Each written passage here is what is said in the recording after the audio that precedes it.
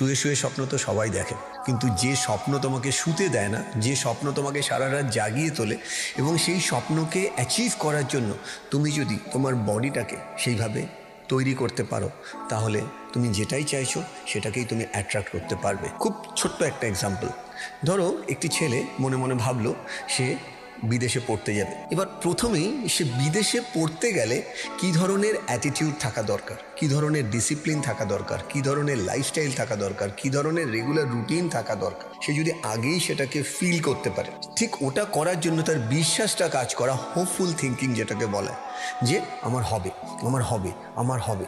আর এই হবে future tense থেকে আমার হচ্ছেতে চলে আসতে হবে। আমি যদি প্রত্যেকটা সময় সেই বিহেভিয়ারাল প্যাটার্নটা ইনস্টল করতে পারি মোবাইলের সফটওয়্যারের মধ্যে, আর সেটাকে রোজ যদি আমি ভাবতে পারি, তখন আমার বডি সেইভাবে বিহেভ করবে। এটা যে কেউ যেখানে দাঁড়িয়ে আছেন আপনারা প্র্যাকটিস করে দেখতে পারেন। তুমি যেটা ভাববে তুমি সেটাই দেখবে। তার মানে তোমার ভিজুয়ালাইজেশন অ্যাকচুয়াল পারসেপশনের দ্বারা তোমাকে রিয়েলিটির সাথে কানেক্ট করা।